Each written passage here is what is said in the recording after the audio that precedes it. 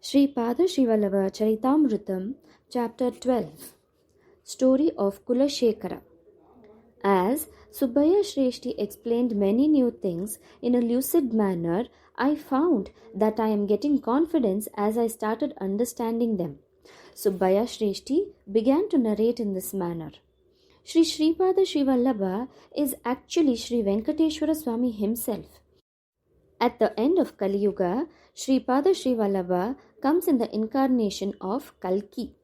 Generally, Brahmins tell that Kali Yuga runs for 4,32,000 years.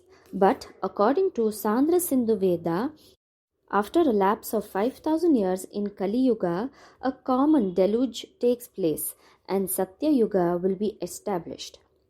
There was no end to my astonishment. What Shreshti was telling ran quite contrary to what I heard from the Brahmins. The relationship between breath and longevity. My child Shankara Bhatt, in the Kali Yuga, the sub-period of Kali ends after 5,000 years. Afterwards, for some time, a junction of admixture of two yugas continues. Then, in Kali Yuga, the sub-period of Satya Yuga starts. Even though the total length of Kali Yuga is 4,32,000 years, there are sub-periods, subtle periods, and other fractional periods in it. This is well understood by those who know Yoga Shastra. Suppose God Brahma decided 120 years as the lifespan of a certain individual. It does not mean that he will physically live for 120 years. It only means that he is given a period equal to the span of time during which one can inhale and exhale air in a normal state in 120 years.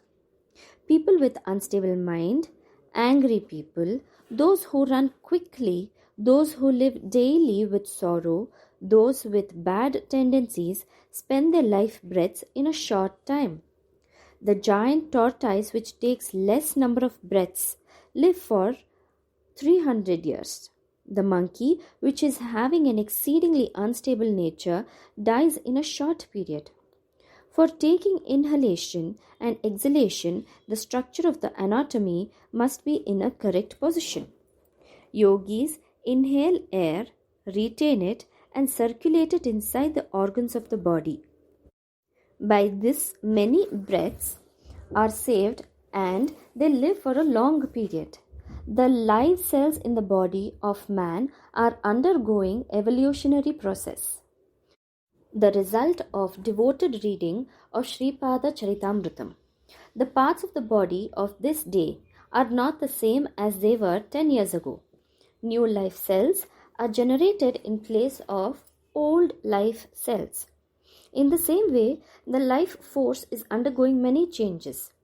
Life-giving new life force would be generated when ill old life force is destroyed.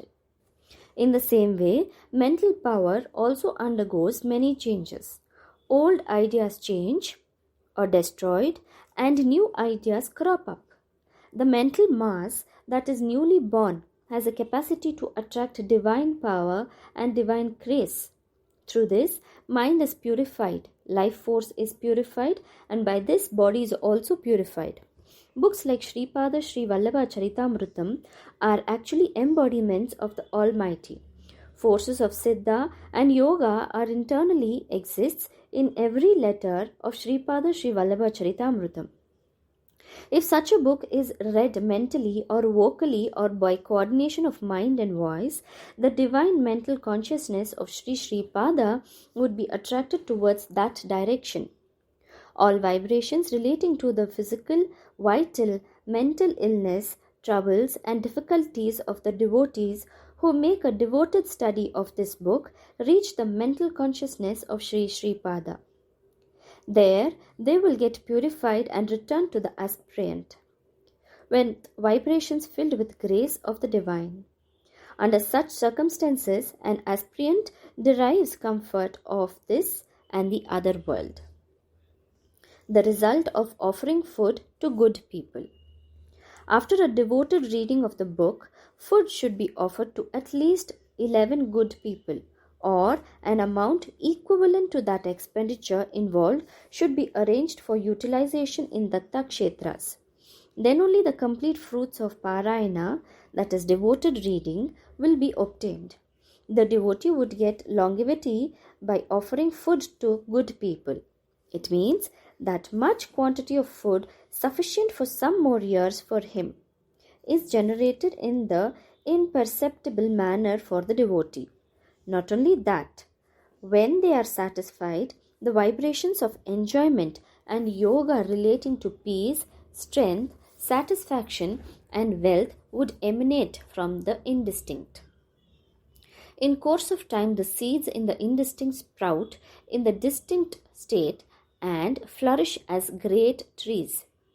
Sri Krishna Paramatma, who accepted simply 1 grain of boiled rice from Mother Draupadi, could provide ample food to sage Durvasa and his 10,000 disciples. Therefore, it should be understood that all that is offered to Sri Guru with devotion and care will remain in the imperceptible regions in the seed forms. In course of time, those seed forms grant all necessary luxuries and wealth to the aspirant in the explicit state. Once, Sri Krishna and Sudama went to the forest to collect sacred grass. As Sri Krishna was tired, he slept on the lap of Sudama.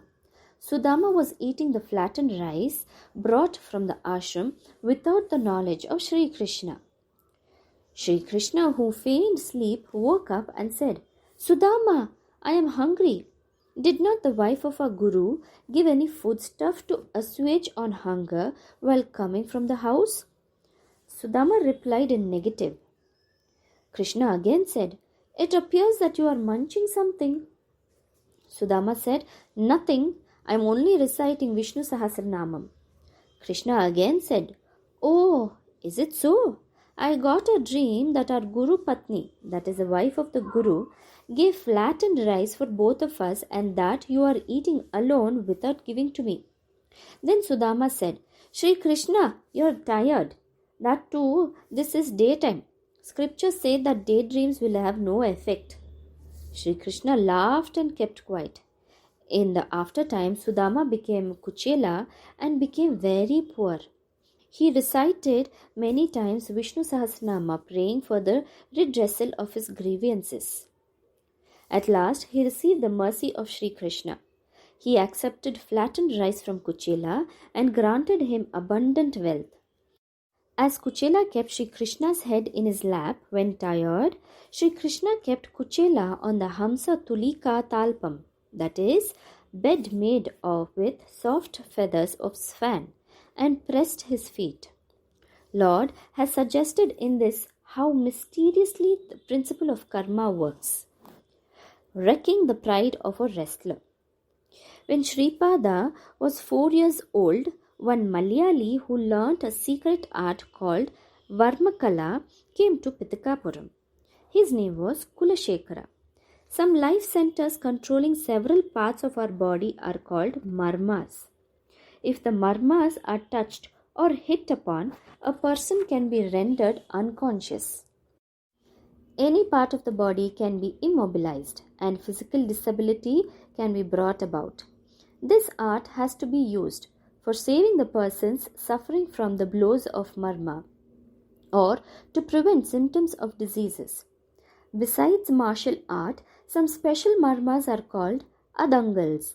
Marma treatment is that art which trains how to treat cases of adangal marmas.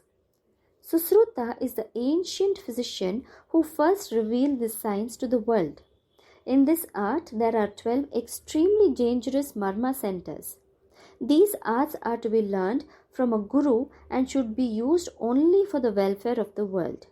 Life forces abounds in these marma points. By exerting terrible pressure on them or by striking on them, the life of a person can be endangered. By exerting pressure on certain points, not only can he be rescued from danger to life, but various kinds of chronic diseases can also be cured.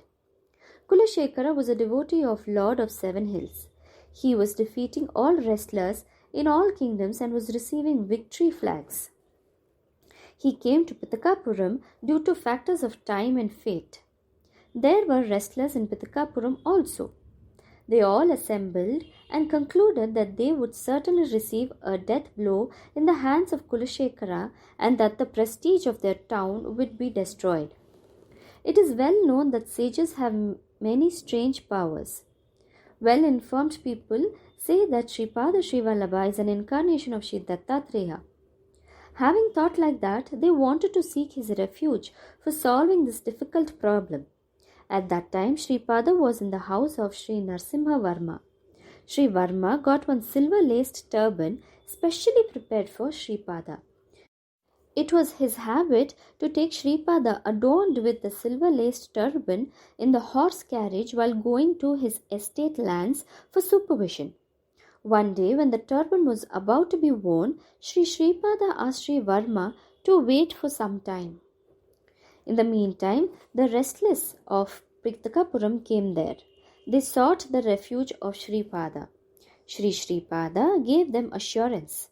A hunchback named Bhima was in Pitakapuram. His body was extremely twisted. Moreover, he was weak.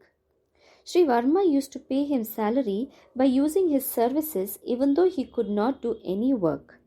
Bhima had boundless love, affection, and an unfaltering faith towards Sripada. He was often requesting Sri Sripada to rectify his hunchback.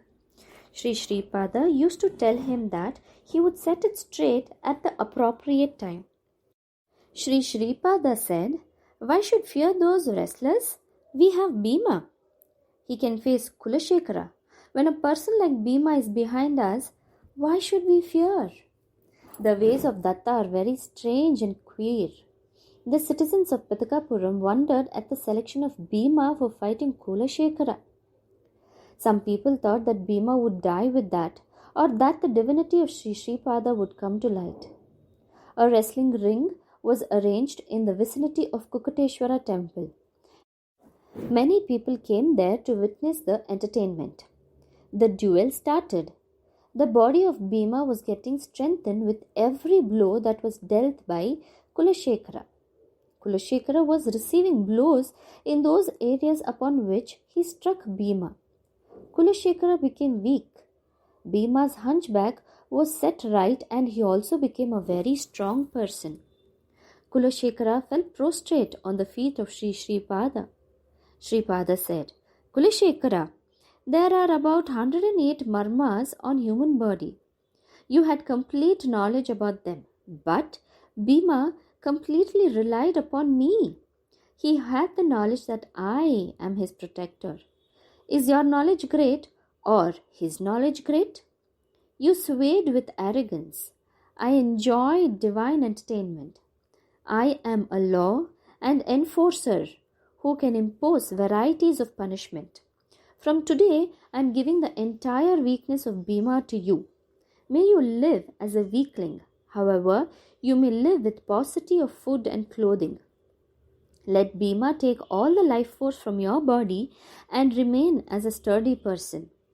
I am the strongest than every living being in the world. Who is there in Tirupati? Am I not? Seeking always my protection, you misuse this art of marma. Therefore, I am withdrawing this marma kala from you." Sri Sripada granted vision as Sri Padmavati Venkateshwara for a moment and gratified him. The divine acts of Sri Sripada are incomprehensible and unthinkable. Obtaining his grace is the only proper way for us.